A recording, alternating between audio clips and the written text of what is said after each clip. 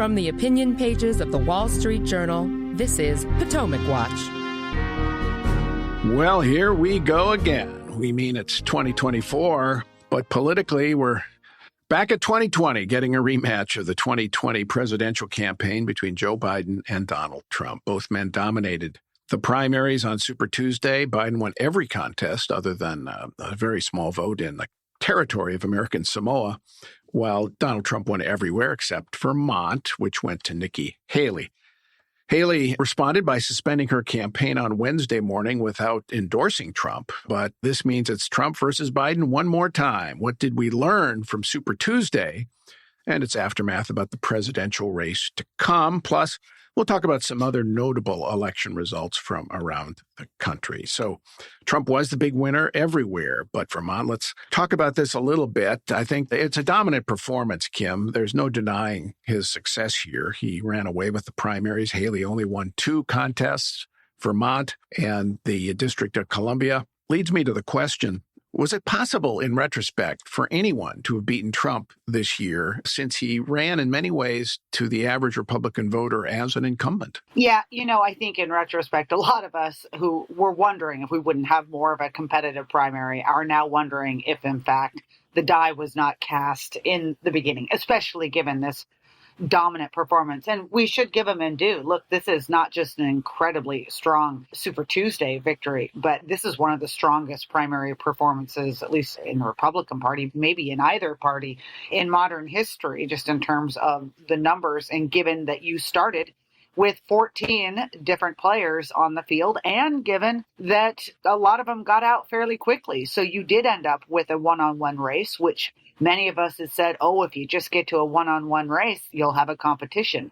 Not so. And I think some of this really does come down to the other guy, Biden's unpopularity. In the end, I think a lot more Republicans might have stood up and taken notice if there was an extremely strong Democratic opponent who in poll after poll wiped the floor with Donald Trump in a theoretical matchup. That was not the case. You have ended up with one of the weaker Democratic candidates ever. And so even those Republicans that might have had some concerns who really care about winning said, well, look at the polls. Donald Trump can beat this guy, and I kind of like him a little bit. And we also want some vindication and retribution for what happened in 2020. So let's go with this guy. Add to that, I think, DOJ prosecutions, which kept Trump in the news. And you can thank Democrats, I think, for Donald Trump's nomination. Yeah, I think the Democrats do get a lot of the credit, if you want to use that word, for the nomination. We, in the editorial today, have a timeline of Trump's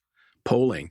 They have polling averages across the whole primary season. And once Alvin Bragg did the indictment last year, Kyle, he popped something like 6-7 points right away. Trump did. DeSantis fell.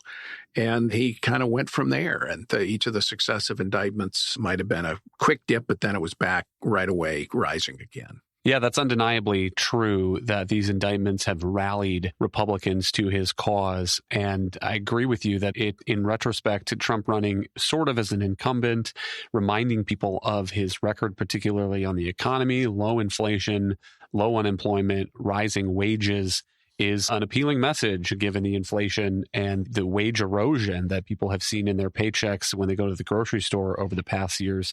But I would double down on the point that Kim makes. I think that as important to this is Biden's weakness. And if you go back and look at the Real Clear Politics polling average, Trump versus Biden, the last time that Biden had a lead, a meaningful lead in this polling average, was in the middle of September.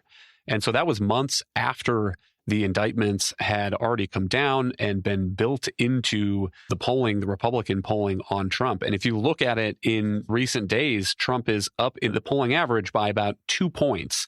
And I think that convinced many Republicans that they didn't need to think about electability, that it's not a gamble nominating Donald Trump for a third time. And it is worth noting that being 2 points ahead of Biden is not where Nikki Haley is in the Real Clear Politics polling average. Again, she's beating Biden by 5 points. And again, that's the average. Recent Fox poll has her up by 8 over Biden. New York Times poll has her up by 9 over Biden.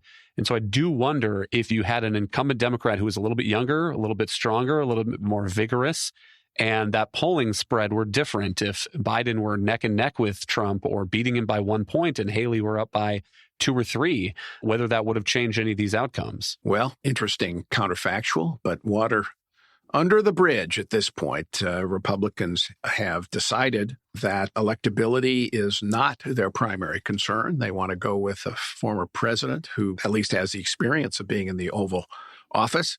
And the prospect that those poll numbers suggest of an election rout, if Haley were at the top of the ticket against Biden, will now be what might have been. All right, let's listen to Donald Trump on election night with his message on one of those days where the American public gets to see you triumphant. You get to make your case to a lot of people who otherwise wouldn't see you regularly.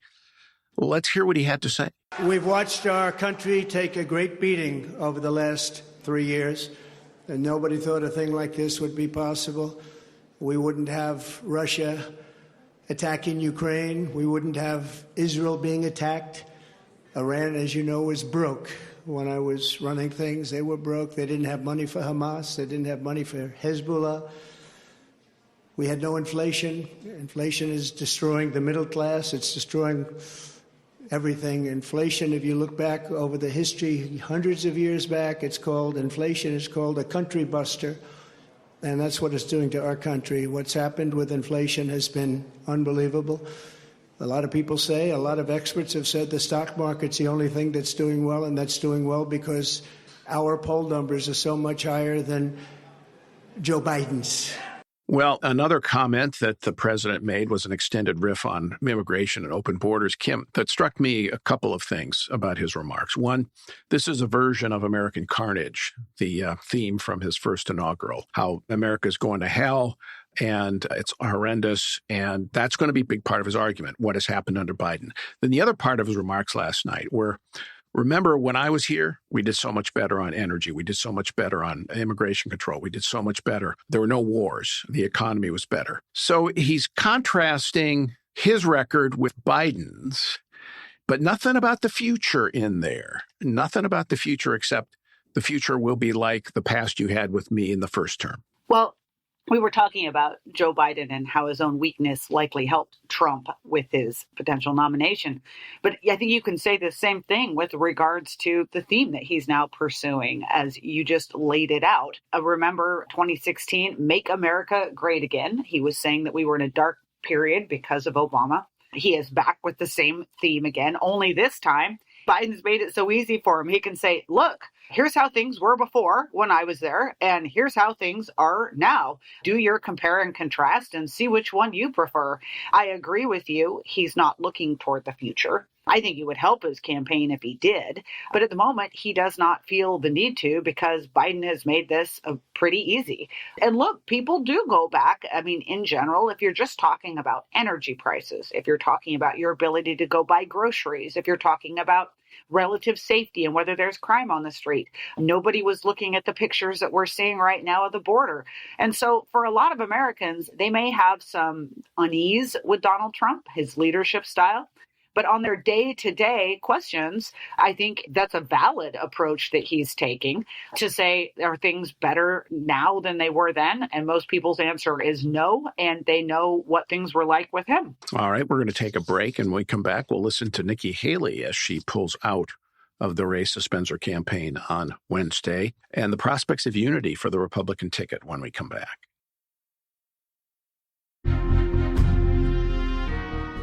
Welcome back. I'm Paul Gigot with Kim Strassel and Kyle Peterson here on the Potomac Watch podcast. The day after Super Tuesday, and we're parsing the election results and what they mean for the presidential campaign. Nikki Haley, Wednesday, after taking a drubbing and everywhere but Vermont and the primaries, has dropped out. She gave a talk announcing what she was doing. Let's listen to what she had to say.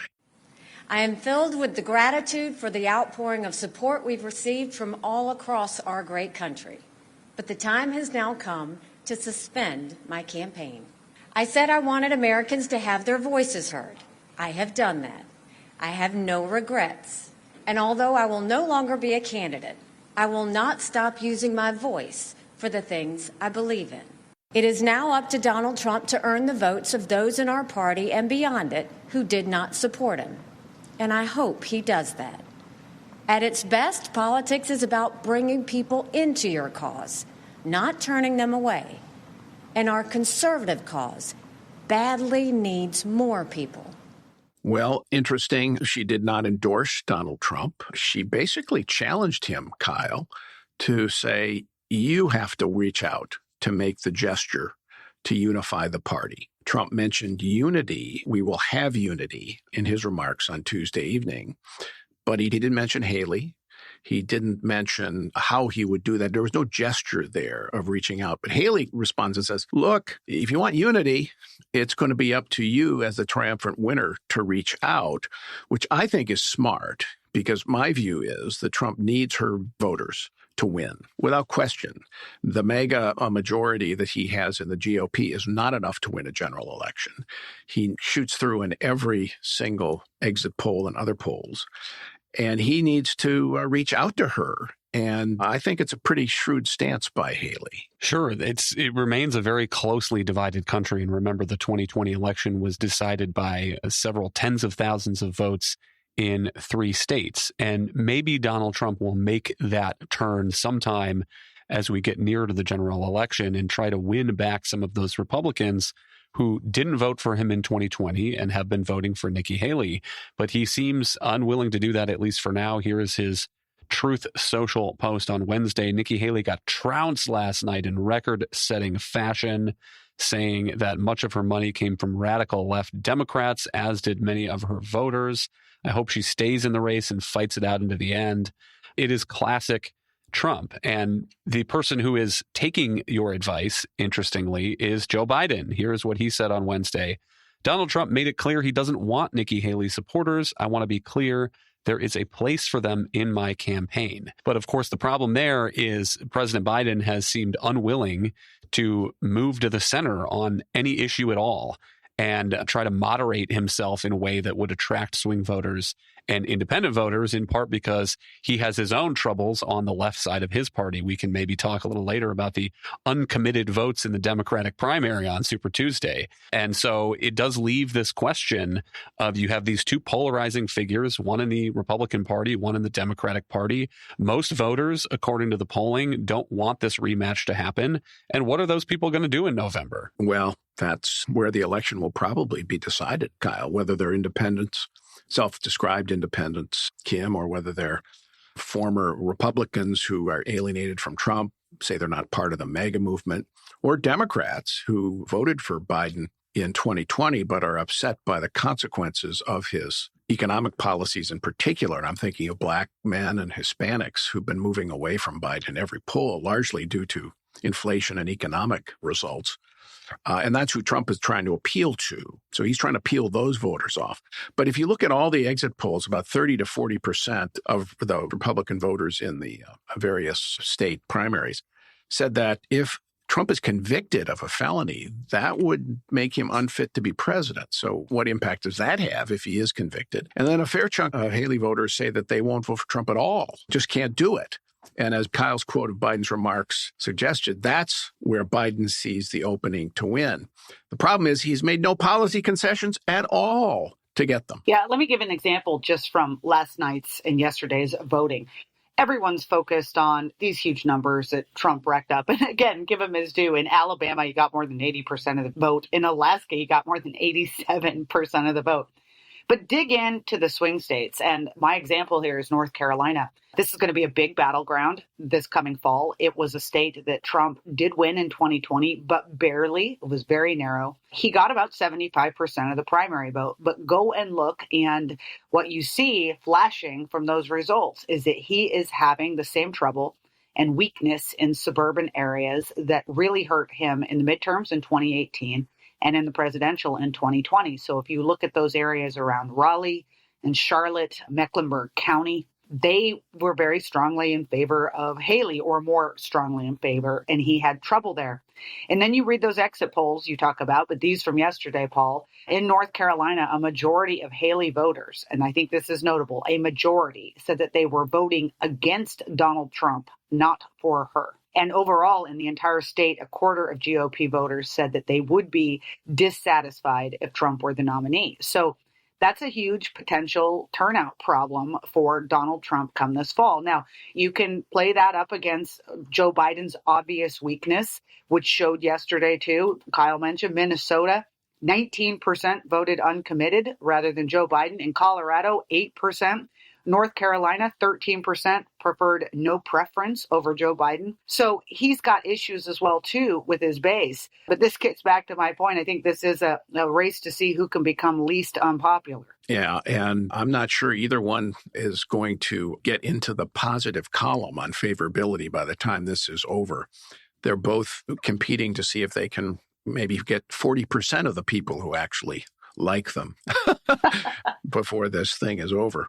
What do you think, Kyle, was accomplished by Nikki Haley's run? And where do you think her future is? What do you think she's aiming for? I think that she showed there is still a sizable contingent in the Republican Party who holds to traditional Reaganite conservative views on many of these issues. And I think that's true not only based on the voting results in these states, places where she is winning a quarter or a third of the Republican primary vote, which is, as she said at one point, not a majority, but not nothing either. But also going back to those debates where she would make arguments about America's foreign policy and its place in the world and saying that we should stand up for freedom and help allies like Ukraine and Israel. And you would have a crowd of people in the audience cheer for that in a way that you wonder if they would still do that if Donald Trump were on the Republican debate stage making the opposite argument. But it is interesting to me. And I think that she is probably making a play for picking up the pieces if President Trump loses the 2024 election ultimately. I mean, unlike a guy like Governor Ron DeSantis, she does not have a prominent day job that will keep her in the political limelight and allow her to go do something else while she waits for the 2028 election to come back around. Staying in this primary and making the case that that traditional Reaganite base is still there is her path forward, I guess, to make a name for herself and have people remembering in 2028, if we get to a second Biden term, the end of it there, that she was the one who said that Donald Trump couldn't win.